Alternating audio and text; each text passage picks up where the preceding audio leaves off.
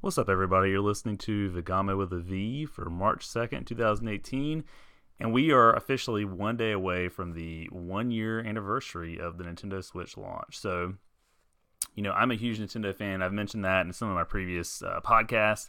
I mostly play my Nintendo Switch over other consoles that I have owned and do currently own. I have a PlayStation 4, PSVR, a 3DS, but because of the portability and just sort of the general nature of the Switch, that you can just pick it up and go wherever you want to go with it, especially as someone who has two young children, and is on the move a lot.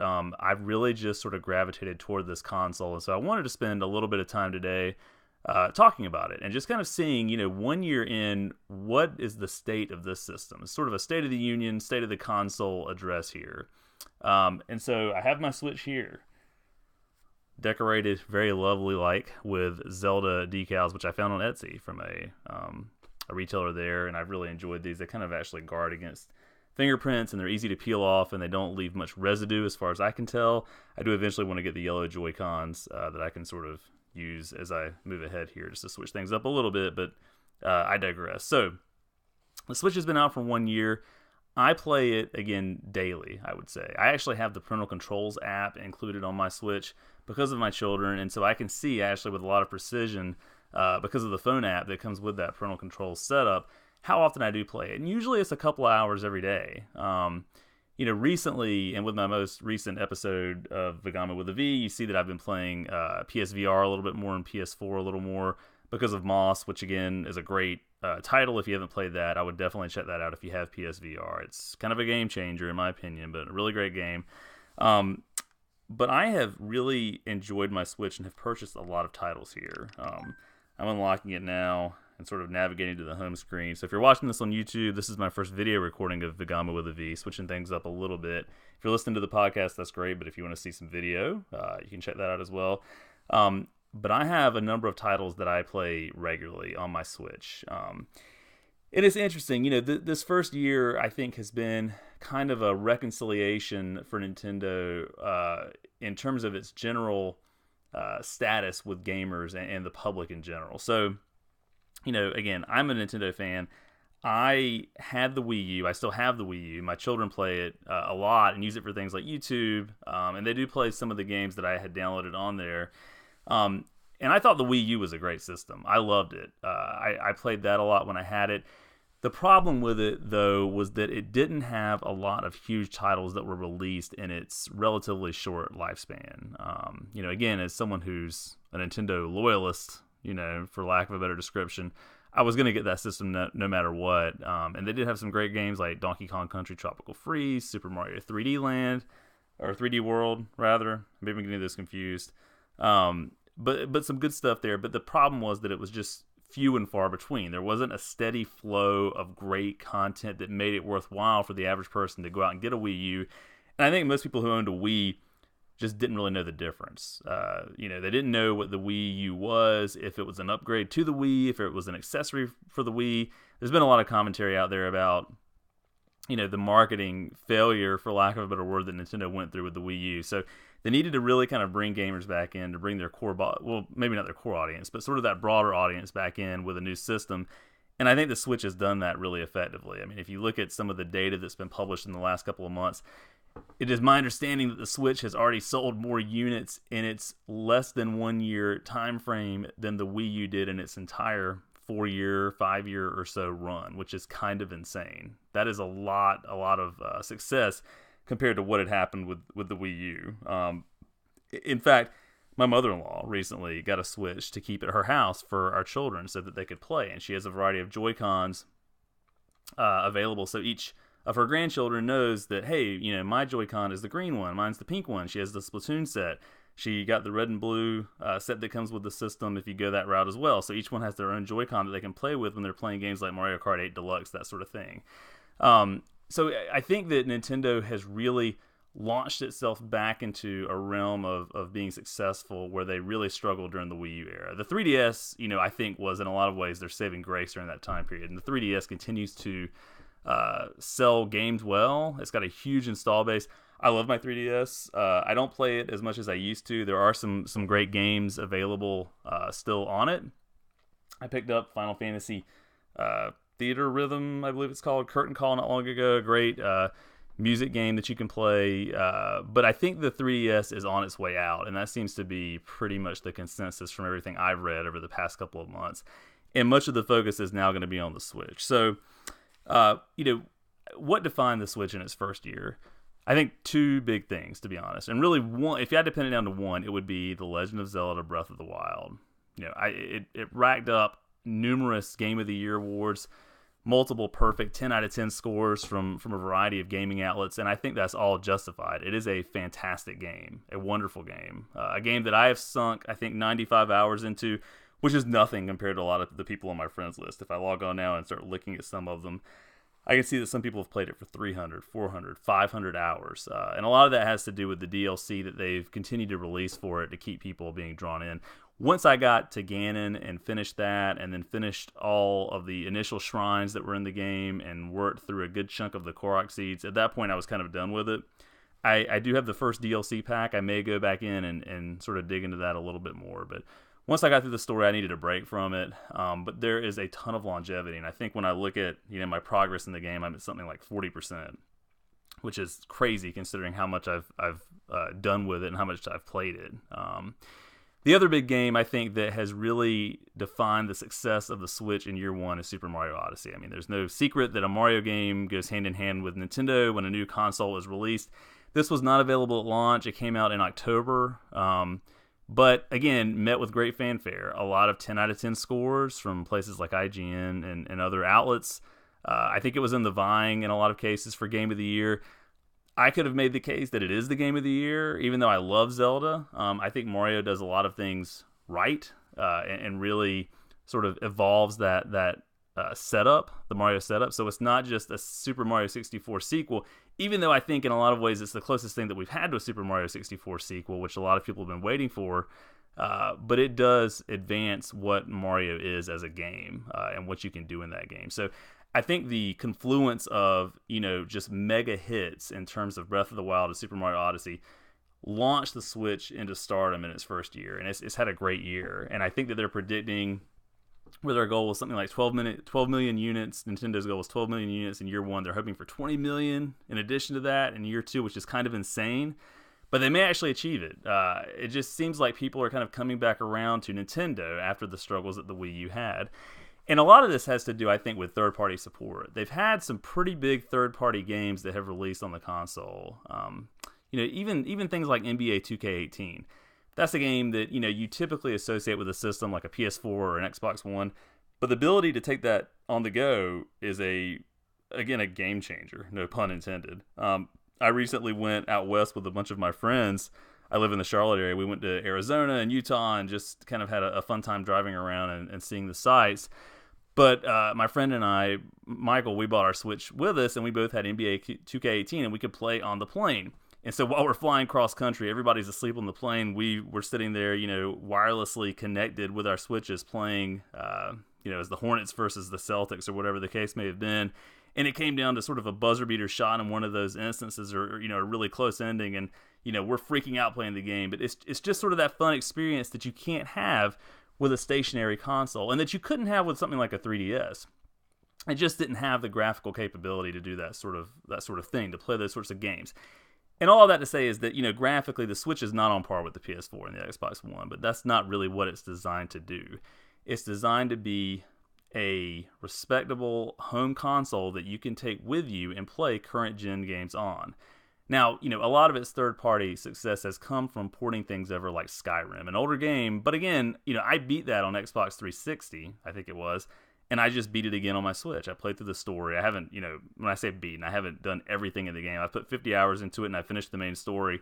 But the ability, again, to take that with me changed things and made me want to revisit it. And it is immensely impressive what this thing can do. Just being able to play a game that complex, and even a game like Doom, which I have on here, and to play multiplayer with that, even without voice chat, which is something I'll talk about here in just a few minutes, it's just an amazing thing that Nintendo was able to do this and to make it such a sleek, appealing package for consumers who are looking for something like this. And I expect down the road, probably we're going to see Sony and Microsoft come out with something similar. They'll probably as they tend to do, aim for something that has a lot of the really impressive hardware specs, but I think Nintendo is paving the way for something here, and I think that they've got something special, and I think it's going to continue to do well. In looking at, again, my system here and sort of going through all the games that I have on here and opening this up and taking a look at it, I think it's somewhere on the order of 40 to 50 games. And really, in looking at this list, there are only 2 games that I would say I kind of regret purchasing. And it's, through no fault of Nintendo or anybody like that. It's just sort of that initial fervor you have when a new system comes out. And you want to have games on it, and you want to have things to play and things to try out. And I don't, want to be in the business of knocking developers. But 2 games that just didn't really resonate with me were Snake Pass and... what was the other game that I did not play all that much? Super Bomberman R. I picked that up on launch day. Snake Pass is just one of those games that it's a good concept. It was released on the other systems. I just felt like while I played that, I was fighting the controls the entire time. And I just didn't like it. It just wasn't, to me, a fun game, but a lot of people did and kind of see it as a sleeper hit on the system, I think. Super Bomberman R, I had never really played that many Bomberman games before. I wanted something new to play on the Switch that went beyond Breath of the Wild. I got it. I played it twice. It's been sitting on my shelf since. But because I like collecting Nintendo games especially, I'll keep it probably down the line. Over the years, I have been in the habit of trading in systems to get new systems. Sometimes you regret that, sometimes you don't. But one thing I never do is I don't ever trade in Nintendo stuff. I keep Nintendo stuff. So I have my Wii U games. I have my Wii games. You can see some of them over my shoulder back here. I've got my stack of Switch games, so I hang on to my Nintendo stuff just because I'm a Nintendo person.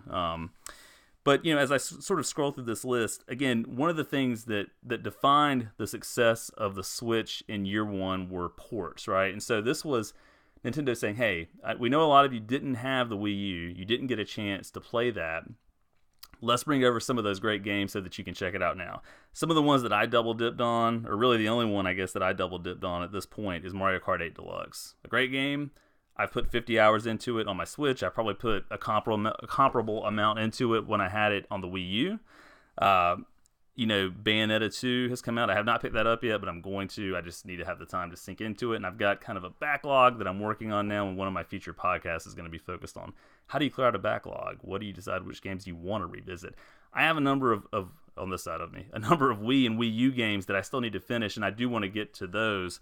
So I'm trying to mitigate that, sort of purchasing of new games versus finishing games that you're already working on factor. But again, more ports are coming. Hyrule Legends Warriors, the Dynasty Warriors Zelda mashup, which I do have on Wii U, and I kind of liked it.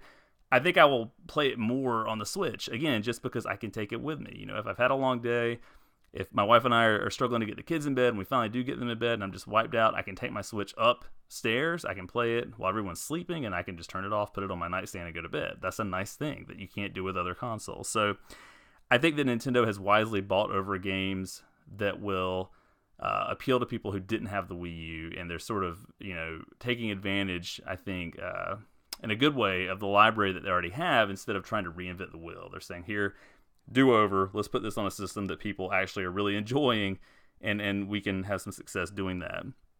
I'm still waiting on Smash Brothers, as I think everyone is. I've heard a number of casts and a number of, I've seen a number of YouTube videos kind of debating, is it going to be a new Smash Brothers that we get? Is it going to be the Wii U port? I don't know. At this point, it feels like it's going to be a new game, as it's been a while. You would think that Smash Brothers would have been one of those things they bought over at this point. But it'll be interesting to see. But that's almost a guaranteed thing. That's going to happen. But I think, again, in terms of the games, you really can't give the system anything other than a 10 out of 10, in my opinion. They've got good... Another thing, before I get too far ahead of myself, indie support. This is an indie machine, if you're not aware of that. I play more indie games, even though there are great, big developer published titles on the Switch. I play more indie games on my Switch than just about anything else, or at least it's 50-50. I just finished up Faye. I'm calling it Faye. That was a great game that I thought was kind of underrated. Scrolling through, looking at this, that was an okay game, a little bit frustrating. Blossom Tales, awesome game. Celeste, how do you get better than Celeste? If you're not aware of Celeste, look up some of the reviews. Check it out on Metacritic or IGN. It's a fantastic platformer that is really challenging. Then I've got Rocket League on here, right? I mean, I don't know if I would call that an indie game necessarily. I guess it depends on how you define that. But Rocket League, I played it a lot when I had an Xbox One, playing it, somewhat frequently on my Switch. So again, it's an indie machine. I think Nintendo has kind of carved out a niche for themselves as an indie publisher with the Switch, and I think they're going to have success with that. I think indie companies want to bring it over because people like having these kind of quick, bite-sized games in a lot of cases that you can just pick up and play and have a great time with. I enjoy it. I like buying these indie games and supporting these developers as they make those. So with all that said, where could the Switch improve? I think there's one big area in which the Switch can improve, and I think most everyone agrees with this, and that's in their online capacity, right? Currently with the Switch, you can play, pretty much all the multiplayer games online. Mario Kart 8, Doom, anything that requires multiple people or is typically known for having multiple people playing it in an online format, you can do that. But there's one big problem, or a couple of big problems. And I will preface all of this by saying that I've never noticed any lag or any kind of technical performance issues when I'm playing my Switch online, which is a great thing. The biggest problem, though, is there's basically the most bare bones online infrastructure you can imagine with a Switch. So I have a friends list. I can see on that friends list who is online, how many hours they've played certain games. I can sort of compare my progress potentially, sort of kind of in an ad hoc way in a game with somebody else based on how many hours they've played. But the Switch does not have a trophy or an achievement system. And some people argue that's not necessary. That's not why you play games. But for a lot of people, it is really appealing. I'm kind of neutral on it, to be honest. I like trying to get trophies in certain games on my PS4. Moss, which I've just finished the story of last night. I'm going to go back and do my darndest to platinum that. I don't know if it's going to happen, but I'm going to try to do it. I think if there were an achievement or trophy system on the Switch, people would just eat that up. And I feel like at some point prior to the Switch release, Reggie, CEO or president or whatever the title is of Nintendo of America, had mentioned that they wouldn't have a trophy system, but they would have something comparable that maybe had a Nintendo flair to it. I don't see that anywhere in the system yet. The new online service that they've advertised is going to release this coming September. They had announced, I think in some publications and in different outlets that, with that paid service, which is $20 a year, so it's definitely reasonable when you compare it to what Xbox and PS4 charge at $50 a year or so for their services. But it will allow you to have access to, I think, one retro game per month, a Super Nintendo game, an NES game, whatever the case may be, and they may sort of update that with different online features so that you can play it with friends and do different things, is sort of the rumor there, I think. But I feel like they're going to have to do more than that. I mean, I'm going to be excited about that when that happens, and I'll take advantage of those retro games, and I'm going to pay for the online service, of course, because I want to be able to play online. They need to integrate voice chat. They have the voice chat app available for iPhone and Android. I assume at this point I have an iPhone. I have it on my iPhone, but it only works with Splatoon, and it's awful. There's no other way to say it. It's just an awful app. Anybody I know who plays online with Splatoon typically uses something like Discord or maybe even just FaceTime or Skype to chat with friends. It's just an awful setup the way they have it set up, and Nintendo's really got to do something about that, in my opinion. Some people don't care about voice chat. And I know Nintendo likes to regulate interactions online, especially with a lot of children playing. The parental controls app is a great way that they can maybe sort of integrate that with whatever solution they come up with. But I feel like voice chat has got to be integrated into the console somehow. I'm not sure when they're going to do that. I'm sure battery life, when you're playing portably, is a consideration there. But I feel like they've got to come up with some kind of solution to that. Again, I would love to see an achievement or a trophy system. And maybe just some system where people can compare their progress in a game, and I guess that would be the achievement or trophy system, but can compare their progress and sort of talk with one another about what they're doing, share ideas, that kind of stuff. But I feel like hopefully Nintendo is going to make some big strides when they release finally their new online setup this coming September. But we'll see how that goes. I think that's just been one of Nintendo's struggles for a long time. The Wii U was okay online, but it still wasn't up to snuff when you compare it even to something like the Xbox 360. Or, if I'm remembering correctly, even being able to play something like Halo or Halo 2 online on the original Xbox. So, I think that's really the area where they have to improve. But beyond that, they have created a wonderful system. It's again, the system I play more than anything else. Part of that is I'm just a big Nintendo fan, but a lot of it has to do with the design of it and the quality of it and just what you can do with it. I just really like the way it feels. When I'm playing docked, I love the Pro Controller. I think if you are a serious gamer, that's kind of a weird thing to say, but if you're a serious gamer, you need to get the Pro Controller. It makes life so much easier when you're playing docked, but I think it's a great system. I think 1 year in, I would score it a 9 out of 10. Once they iron out the online issues, I think they're really going to be just sort of elevated into the stratosphere at that point. If they're going at the speed of sound right now, once they get the online figured out, they'll be going at the speed of light, and from there, that's it. I've always said, I think once Nintendo gets their online infrastructure set up properly, it's hard to imagine them being stopped. The PlayStation obviously has sold tons and tons and tons of units. Xbox has done really, a great job too, but I feel like if Nintendo can nail some of those core things that a lot of other systems have nailed, they're going to be unstoppable at that point, and I think they're headed in that direction. I mean, they've got, the main thing down, which is have high-quality games, make those accessible for a wide array of people. They've done that, but I think if they can sort of elevate, they'll go from a 9 out of 10 to a 20 out of 10. It's going to be hard to see them slowing down once they sort of pin that part down, but 1 year in, the Switch it's a great system. It's everything I hoped it would be, minus some online gripes here and there, but it's just a wonderful system. I think they're going to do a great job with it moving forward. A lot of great games on the horizon, but let me know if you agree. Let me know your thoughts. Add some comments in the comments section. If you're listening to the podcast, you can hit me up on Twitter as DOCFLOW82, and I hope everyone is having a great Friday afternoon.